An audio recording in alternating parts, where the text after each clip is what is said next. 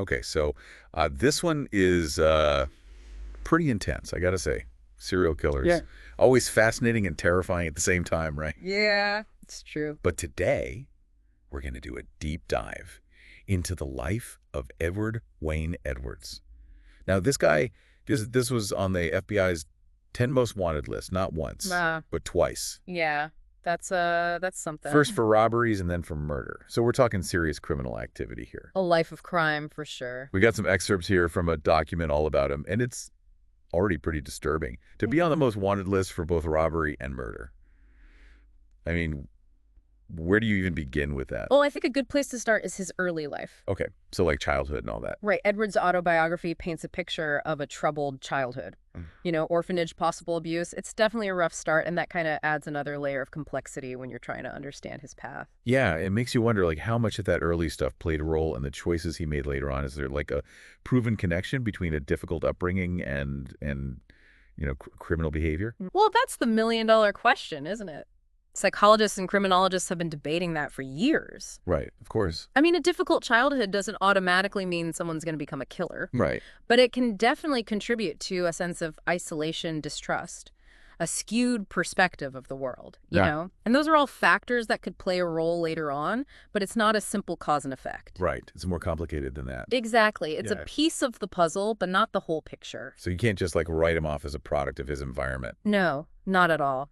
And it's important to remember that even with these early hardships, Edwards's first crimes were more about opportunity, like theft rather than violence, escaping from jail, cross-country gas station robberies, that kind of thing. It's interesting. So it was almost like a classic outlaw kind of thing. Someone Yeah. who just lives outside the law. It's kind of like those romanticized images you see in movies, like Bonnie and Clyde. And it's interesting you bring them up because the 50s and 60s, when Edwards was getting started, that's when figures like Bonnie and Clyde were almost seen as folk heroes. Yeah, I can see that. Their exploits were all over the media, and this whole celebrity culture was really starting to take off, and that might have had an influence on Edwards. So you're saying he was kind of seeking that same notoriety. It's possible. He was known for not even disguising himself during robberies, and according to his autobiography, it's because he wanted to be famous. Wow, really? This desire for recognition, even in this twisted criminal context, it speaks to a yearning for notoriety. Like he wanted to be infamous. Exactly, in a society obsessed with fame. That's a fascinating point. But this is where the story takes a much darker turn. After a period of relative stability, he even got married. Started writing. Edwards returns to crime. Hmm. But this time, the stakes are much higher. Things get a lot more serious. We're talking murder. Yes, his crimes took a very dark turn in the late 70s. In 1977, a young couple, William Billy Lavaco and Judith Straub, were found shot at point-blank range with a shotgun in a lover's lane. Brutal. The brutality of the crime just shocked the community. Two young people with so much life ahead of them, and it was all taken away. And then just a few years later, in 1980, another young couple, Tim Hack and Kelly Drew, just 19 years old, known as the Sweethearts. They were found brutally stabbed and strangled. It's heartbreaking. Each of these cases is just devastating. And the fact that Edwards could commit these horrific acts while seemingly living a normal life, Right. even writing his autobiography, It's chilling. it adds this disturbing layer of deception to the story. It makes you question everything. It's almost unfathomable. But what's even more shocking is how the truth about Edwards finally came to light. You're talking about his daughter. Exactly. Yeah. His own daughter played a key role in his capture. I mean, I don't know if I would have the strength to do what she did. To suspect your own father of something is one thing, but to actually take the steps to turn him in. That's incredibly courageous. Her name is April Blasio, and for years, she carried this burden of suspicion and doubt. I mean, imagine wrestling with that knowledge that your father might be a murderer. It's an unimaginable moral dilemma. To confront that truth and then contact the authorities is an act of incredible bravery. Absolutely. She potentially saved lives by doing so. And her tip led to a whole cascade of revelations.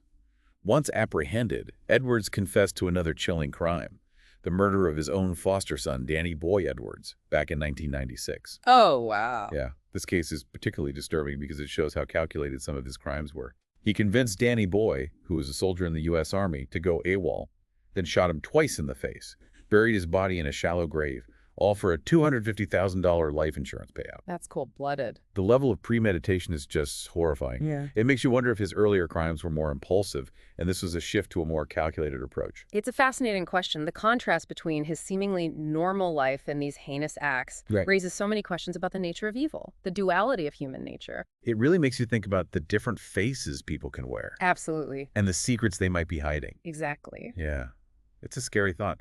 Someone you trust, someone you think you know could be capable of something so awful. It really makes you wonder, how well you can ever truly know someone. It's true.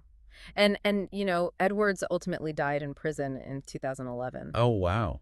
Yeah, natural causes. So he escaped execution, but he was still held accountable in a way. Right, he spent his last years locked up. Exactly. But even with his death, there's still so many unanswered questions. It's like a puzzle with missing pieces. Right. There's a lot of speculation about Edwards. Some people believe he could be responsible for other murders, even some high-profile cases. Really? Now you've got me intrigued. Yeah. What kind of theories are we talking about? Well, one of the most talked about theories connects Edwards to the Zodiac killings in California. The Zodiac Killer. Wow. Yeah. It was a former detective who first made the connection. He pointed to some potential similarities in the methods used, and also the fact that Edwards had a documented interest in the case. His daughter mentioned that he would watch documentaries about the Zodiac and make comments about how the investigators were wrong. That's creepy. To think that a man who committed such horrific crimes was also so fascinated by other unsolved murders. Yeah, it's a strange thing.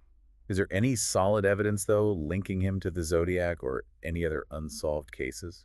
That's where it gets tricky. The connections are mostly based on speculation, circumstantial evidence. It's tempting to try and connect the dots, especially with someone like Edwards who lived such a deceptive life. But we have to be careful.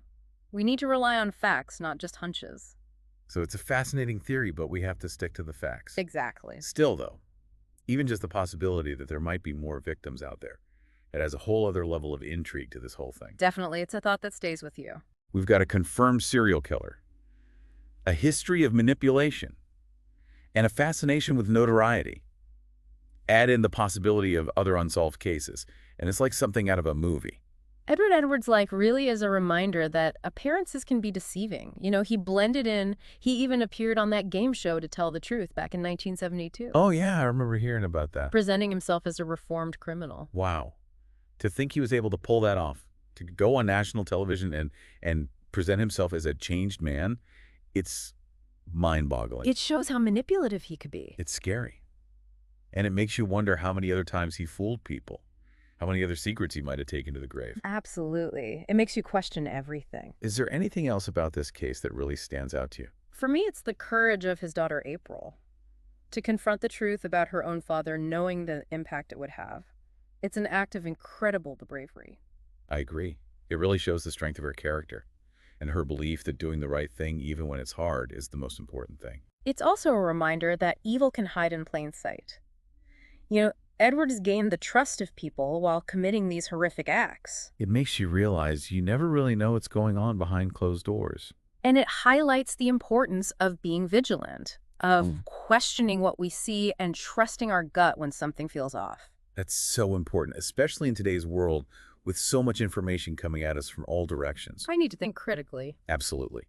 And at the end of the day, we have to remember that these are real people, real victims whose lives were tragically cut short. We can't lose sight of the human cost of these crimes. It's so easy to get caught up in the sensationalism, but we owe it to the victims and their families to approach these stories with sensitivity and respect. You're absolutely right. It's a delicate balance. It is. Yeah. And while we may never fully understand what drove Edwards to do these things, Right. his case is a powerful reminder of the potential for darkness that exists in all of us. That's a pretty heavy thought. It is. It's a reminder to be aware of the complexities of human nature. Yeah. You never really know what might be lurking beneath the surface. It's true. And sometimes the truth can be much stranger than fiction. Well, we've really gone down the rabbit hole with this one, huh? A twisted tale, for sure.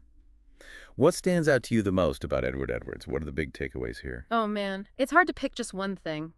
April's courage, his daughter, she had to face the truth about her father, knowing what it would mean, and still she did the right thing. It's amazing to me. It's incredibly brave. Yeah, it really says a lot about her character and about the power of doing what's right, even when it's tough.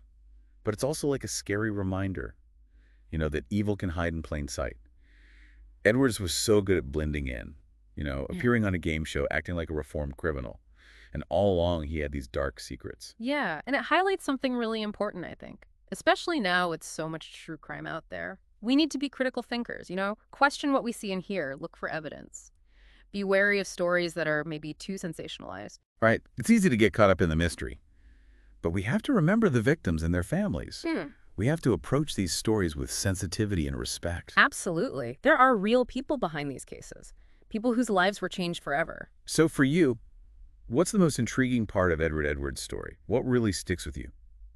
I think it's the unanswered questions, the possibility that he might be connected to other cases, the mystery of his motives, why did he do it, and just the complexities of his personality. It's a puzzle, a really fascinating and disturbing puzzle. And maybe one that will never be fully solved. Maybe not, but it definitely gives us something to think about. It makes you confront some uncomfortable truths about human nature, Yeah. and the potential for darkness. And it makes you think about early trauma, the allure of fame, the choices we make that shape our lives. It's a lot to unpack. It's a sobering reminder, too, that appearances can be deceiving. Absolutely. Sometimes the truth is stranger than fiction. Well, folks, there you have it. Another deep dive, complete. We've journeyed through the life of Edward Wayne Edwards. From petty thief to convicted murderer, explored his criminal career, and the devastating impact he had on others. It's a story that leaves us with more questions than answers, but it definitely gives us a deeper understanding of just how complex human nature can be, and it shows why we're so fascinated by true crime. If you're interested in learning more, we encourage you to do your own research. Read Edwards' autobiography, dig into the unsolved cases he might be connected to, and let us know what you find. Knowledge is power. The more we understand about the dark side of humanity, the better equipped we are to recognize it and hopefully prevent it. Stay curious, stay informed, Okay. and until next time, keep diving deep.